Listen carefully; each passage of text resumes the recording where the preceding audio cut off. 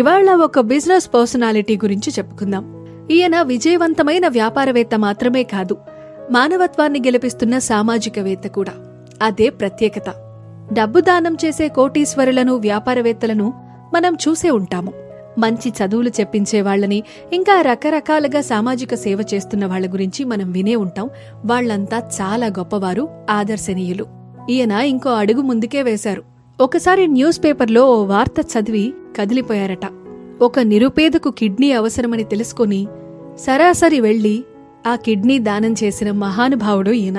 ఆశ్చర్యంగా అనిపిస్తోంది కదూ.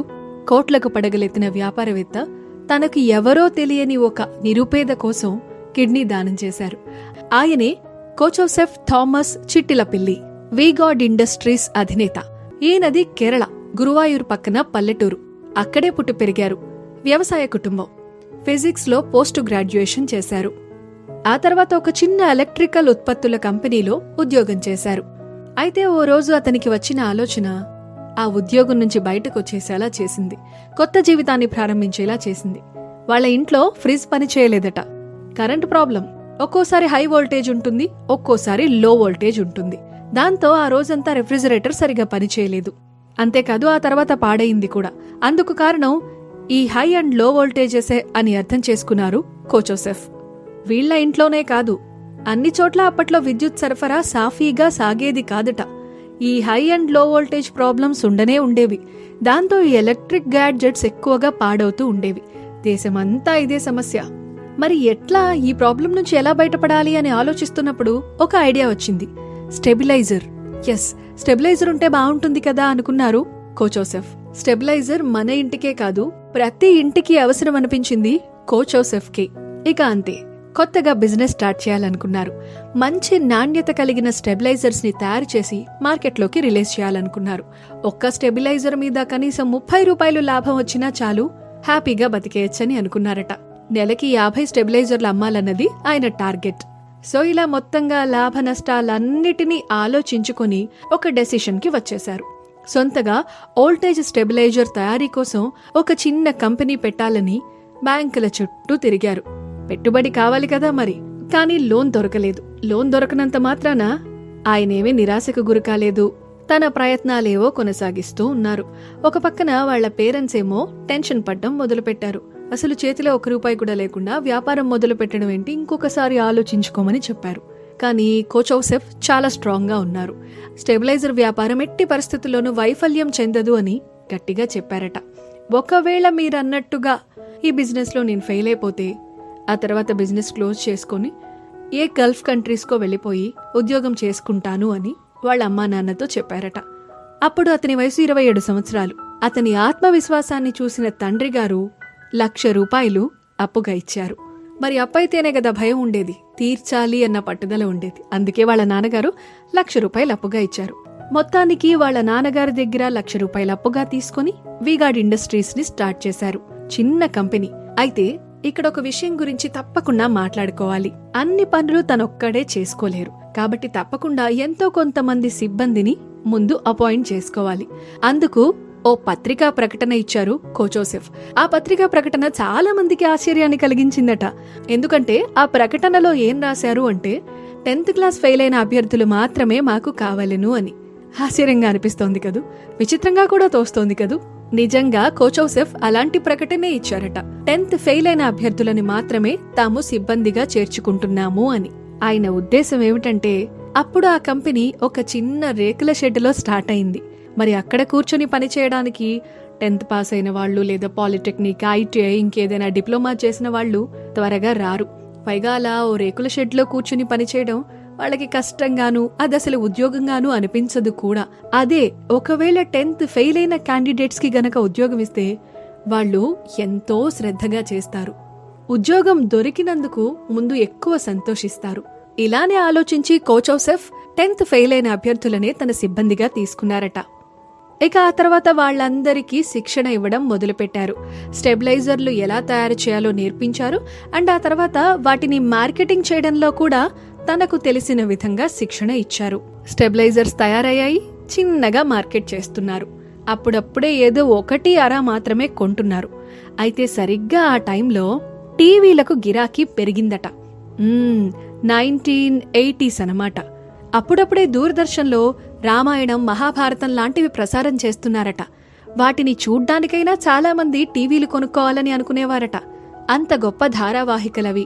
ఇక అలాగే స్పోర్ట్స్ కూడా ప్రసారం అవుతుండడంతో టీవీలకి బాగానే గిరాకీ పెరిగింది. టీవీ బిజినెస్ ఎంత ఊపందుకుందంటే మన దేశానికి 25 పైగా బ్లాక్ అండ్ వైట్ టీవీ తయారీ సంస్థలు వచ్చి చేరాయట. సో ఆబ్వియస్గా స్టెబిలైజర్స్ డిమాండ్ కూడా పెరిగింది. మరి అప్పటికీ విద్యుత్ సమస్యలు కొనసాగుతూనే ఉన్నాయి. ఈ హై వోల్టేజ్, లో వోల్టేజ్ ఇబ్బంది పెడుతూనే ఉంది. కాబట్టి స్టెబిలైజర్కి సూపర్ డిమాండ్ వచ్చి పడింది. ఎంతలా అంటే టీవీ కొనేవాళ్ళు యాంటెనా కూడా కొనేవారు కదా, అలాగే స్టెబిలైజర్ను కూడా కొనేవారట. ఇక అది అలాగే కొనసాగింది చాలా సంవత్సరాల పాటు. అదంతా ఒక సెట్ అయిపోయిందనమాట.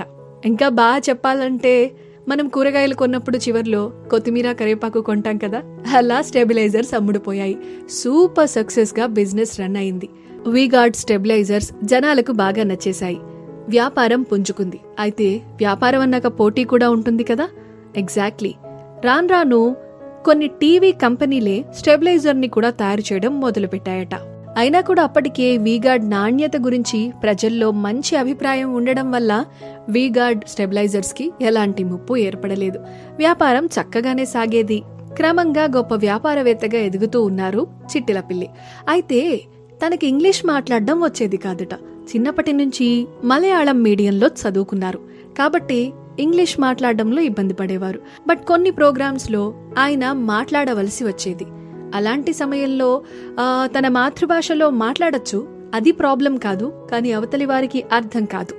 అవును, కేరళలో అయితే తన భాషలోనే మాట్లాడతారు. కానీ కేరళ నుంచి వేరే ప్రాంతానికి వెళ్ళినప్పుడు ఇంగ్లీష్లో ప్రసంగించాల్సిన అవసరం వచ్చేదట. అందుకని ఆయన ప్రతిరోజు ఇంగ్లీష్ నేర్చుకోవడానికి ట్యూషన్కి వెళ్లేవారట. ఇది నిజం. ఒక పక్క వ్యాపారం నిర్వహిస్తూనే ఆంగ్లంలో అనర్గళంగా మాట్లాడడం నేర్చుకోవడానికి ఆయన ప్రతిరోజు కూడా ట్యూషన్కి వెళ్లేవారట. ఆ తర్వాత ఎంత బాగా నేర్చుకున్నారు అంటే ఈయన ప్రసంగం విన్నవాళ్లు ఈయన చిన్నప్పటి నుంచి ఇంగ్లీష్ మీడియమేమో అనుకునేంతగా ఆంగ్లం మీద పట్టు సాధించారు. ఇక ఈయన తన ఫ్యాక్టరీలో పనిచేసే ఉద్యోగుల పట్ల చాలా కరుణతో ఉండేవారట. 2018లో వీగార్డ్ ఇండస్ట్రీస్ ఐపీఓకి వెళ్ళిందట. అప్పుడు తన వాటా షేర్లలో 5% వాటాని తన ఉద్యోగులందరికీ పంచిపెట్టి ఆదర్శంగా నిలిచారు. మొత్తానికి కౌచ్ ఆఫ్ సబ్ స్టార్ట్ చేసిన వీగార్డ్ ఇండస్ట్రీస్ వేల మందికి ఉపాధిని కల్పించాయి. బట్ ఆ తర్వాత ఏం జరిగిందంటే పెద్ద పెద్ద కంపెనీస్ అన్నీ కూడా ఇండియాలోకి వచ్చేశాయి. సామ్సంగ్, ఎల్జీ ఇలాంటి కంపెనీస్ అయితే fridge, TV, AC, washing machines లో ఇన్బిల్ట్ స్టెబిలైజర్స్ ని అమర్చేవి. సో జనాలు ఇలాంటి వాటిని కొనడం అలవాటు చేసుకున్నారు. నెమ్మదిగా వీగార్డ్ స్టెబిలైజర్ అమ్మకాలు తగ్గాయి. ఈ విషయం గురించి ముందే ఆలోచించారు కౌచోసెఫ్. అందుకే ఒకే ఒక ఉత్పత్తి మీద వ్యాపారం మొత్తం ఆధారపడకూడదు అనుకుని కొత్త ఉత్పత్తులను పరిచయం చేయడం అప్పటికే మొదలుపెట్టారు. అలా ప్రస్తుతానికి మార్కెట్లో వీగార్డ్ ఇండస్ట్రీస్ నుంచి రకరకాల ప్రొడక్ట్స్ దొరుకుతున్నాయి.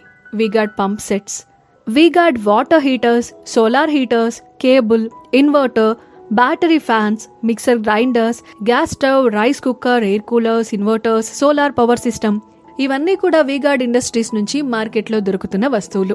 ఇక అలాగే రకరకాల కంపెనీస్ కి సంబంధించి పెట్టుబడుల్లో ఈయనకు వాటా కూడా ఉంది. అన్నట్లు ఇంకొక విషయం కూడా చెప్పాలి. ఒకసారి ఈయన అమెరికా వెళ్లారట. ఆ తర్వాత సింగపూర్కి కూడా జస్ట్ ఫ్యామిలీతో కలిసి సరదాగా స్పెండ్ చేయడానికి వెళ్లారు. అయితే అమెరికాలో డిస్నీ ల్యాండ్ చూసిన తర్వాత చాలా రోజులు డిస్నీ ల్యాండ్ గురించే ఆలోచించేవారట. ఇలాంటి పార్క్ మన దేశంలో కూడా ఉంటే బాగుంటుంది కదా అనుకున్నారు. అందుకే అమ్యూజ్మెంట్ పార్క్ కట్టడానికి రెడీ అయిపోయారు. ఫ్రెండ్స్, తోటి వ్యాపారవేత్తలు అడ్డుకున్నారట, వద్దు అని. అయినా సరే ఎవరి మాటలు పట్టించుకోలేదు. ఇలాంటి ఉద్యానవనాల గురించి తెలుసుకోవడానికి వరల్డ్ వైడ్ గా ఉన్న రకరకాల అమ్యూజ్మెంట్ పార్కులకు వెళ్లి చూసి వచ్చారట. ఫైనల్లీ కొచ్చిన్లో ఒక 50 ఎకరాలు కొనేసి 70 కోట్ల రూపాయలు ఖర్చు పెట్టి వీగాల్యాండ్ అమ్యూజ్మెంట్ పార్క్ ని నిర్మించారు. అది సక్సెస్ అయింది. ఆ తర్వాత 2012లో బెంగళూరులో 80 ఎకరాల విస్తీర్ణంలో వండర్లా రిసార్ట్స్ ఏర్పాటు చేశారు. ఆ తర్వాత చెన్నై, ముంబై, పూణే, అహ్మదాబాద్ లో కూడా వండర్లాస్ ని ఏర్పాటు చేశారు. ఇప్పుడు వండర్లా బిజినెస్ కొన్ని 100 కోట్లు. అవును, ఆదాయం అదంతా. ఇక వండర్లా గురించి ప్రత్యేకంగా చెప్పవలసింది ఏమీ లేదు, అందరికీ తెలిసింది. అన్ని వయసుల వారికి బోలెడంత వినోదం అందిస్తుంది ఆ అమ్యూజ్మెంట్ పార్క్. సో అలా వీగార్డ్ ఇండస్ట్రీస్ తో పాటు వండర్లా రిసార్ట్స్ ని కూడా సక్సెస్ఫుల్ గా రన్ చేశారు కౌచోసెఫ్. అయితే ఇవన్నీ ఇవని సంతృప్తి తనకి సమాజ సేవలో దొరికిందని చెప్తారు కౌచోసెఫ్.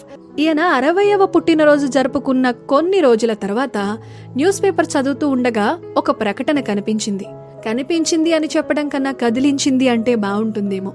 ఆ ప్రకటన సారాంశం ఏమిటంటే, ఒక నిరుపేద డ్రైవర్కి కిడ్నీ అవసరం. అప్పటికే అతని 2 కిడ్నీస్ కూడా పాడయ్యాయి. ఆయన భార్య కిడ్నీస్ ఏమో అతనికి సరిపడడం లేదు. అందుకే ఇమ్మీడియట్ గా దాతలెవరైనా ముందుకు రావాలి అన్నది ఆ వార్త సారాంశం. లేదంటే అతని ప్రాణం పోయే అవకాశం ఉంది. ఆ వార్త చదువుతూనే చాలా బాధపడ్డారట కౌచోసెఫ్. వెంటనే ఆస్పత్రికి వెళ్లి తన కిడ్నీ ఇస్తానని చెప్పారు. కానీ మనందరికీ తెలుసు, ఎవరికైనా మనం కిడ్నీ ఇవ్వాలి అంటే మనం ఆ రోగికి సమీప బంధువులై ఉండాలి. మరి ఈయనేమో ఆ డ్రైవర్ని మొదటిసారి కలుసుకున్నారు. అసలు ఆయనకి ఏమీ కారు. మరి నిబంధనలేమో ఒప్పుకోవు. అందుకోసం ఈయన పెద్ద పోరాటమే చేశారు. మెడికల్ ఎథిక్స్ కమిటీ ముందు హాజరయ్యారు. అధికారులతో పోరాడారు. తన కిడ్నీ అమ్మి డబ్బు తీసుకుంటున్నారేమోనన్న అనుమానంతో పోలీసు అధికారులు ఈయన ఇంటి మీద నిఘా కూడా పెట్టారట. ఇల్లు సోదా కూడా చేశారట. బట్ అన్నిటినీ అధిగమించి ఈయన ఆ రోగికి కిడ్నీ దానం చేశారు. ఇంకా చెప్పాలి అంటే ప్రాణదానం చేశారు. అయితే అతని భార్య నుంచి ఒక మాట తీసుకున్నారు. ఇవాళ నేను నీ భర్తకి కిడ్నీ ఇచ్చాను, నీ కిడ్నీ నువ్వు తప్పకుండా మరొకరికి దానం చేయాలి అని. అంటే మానవత్వాన్ని బతికించాలి అనే ఆలోచనతో ఆయన ఆ రోజు ఆ డ్రైవర్ భార్యతో అలా మాట్లాడారు. ఆవిడ కిడ్నీ ఆమె భర్తకు సరిపోలేదంతే, మరెవరికైనా సరిపోవచ్చు కదా. ఇలాంటి పరిస్థితిలో ఉన్న ఇంకొక వ్యక్తికి ఆమె కిడ్నీ దానం చేస్తే మరొకరు కూడా కొత్త జీవితాన్ని పొందుతారు కదా. అందుకే ఆ ఆలోచననే ఆమెతో వివరించారు. ఇక అప్పటి నుంచి కిడ్నీ బ్యాంక్కి జీవం పోశారు. ఇక ఆ సేవ ఇప్పటికీ కొనసాగుతోంది. అవయవ దానం గురించి ప్రజల్లో అవేర్నెస్ పెంచుతూ ఉన్నారు. ఇక తన వ్యాపారాన్ని కుమారులకు అప్పచెప్పేసి పూర్తిగా సమాజ సేవలో లీనమైపోయారు. తాను సంపాదించిన లక్షలు కోట్ల రూపాయల్లో పొందని సంతోషాన్ని, సంతృప్తిని సమాజ సేవలో పొందుతున్నారు.